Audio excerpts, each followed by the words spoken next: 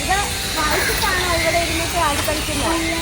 അല്ല, നിങ്ങൾ രണ്ടാളെ പുഷ് ചെയ്ത് വിടുന്നുണ്ടല്ലേ ഊഞ്ഞാലാടാൻ വേണ്ടിയിട്ട്.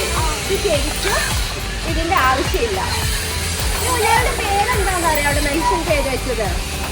ഇതിന്റെ പേര് സിന്തറ്റിക് സ്വിംഗ് എന്നാണ് അവിടെ എഴുതിയത്. ഈ സിന്തറ്റി പറഞ്ഞ എന്താ, അടുത്ത ആളോട് തോന്നുന്ന ഒരു സഹാനുഭൂതി അല്ലേ. അപ്പൊ നിങ്ങൾ ജസ്റ്റ് സ്റ്റോപ്പ് ചെയ്യുക ആടുന്നത്.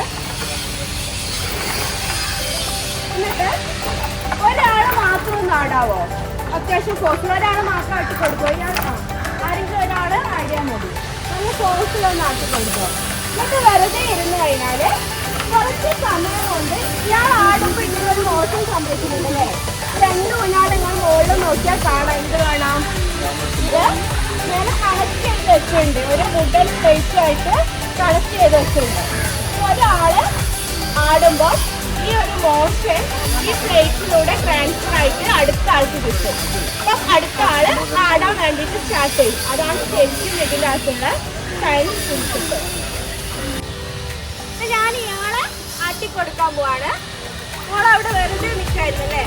അപ്പൊ മോനിങ്ങനെ ആടുന്നതിനനുസരിച്ചിട്ട് കുറച്ച് മോഷൻ വരുന്നുണ്ട്, ഒരു മൂവ്മെന്റ് വരുന്നുണ്ട്. ഇയാളുടെ എന്തായി? ഇയാളുടെ ആട്ടം എവിടെ നിന്നുപോയി.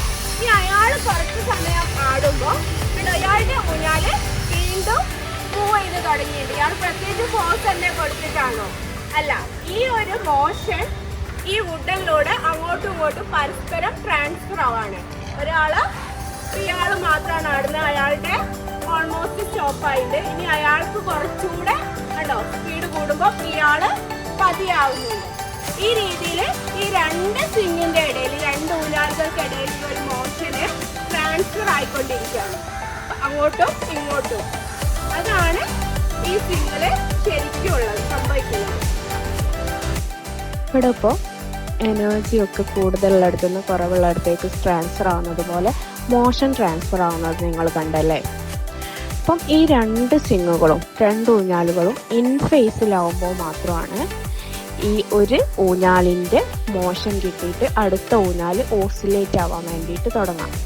നേരെ തിരിച്ച് ഇത് രണ്ടും ഔട്ട് ഓഫ് ഫേസ് ആയിരുന്നെങ്കിലോ അപ്പം ഒന്നിൻ്റെ മോഷൻ ട്രാൻസ്ഫർ ആവും. പക്ഷെ എന്താണ്, അത് രണ്ടും പരസ്പരം ക്യാൻസൽ ഔട്ട് ചെയ്തിട്ട് ഈ ഊഞ്ഞാലുകൾ പതിയെ റെസ്റ്റിലേക്ക് വരികയാണ് സംഭവിക്കുക.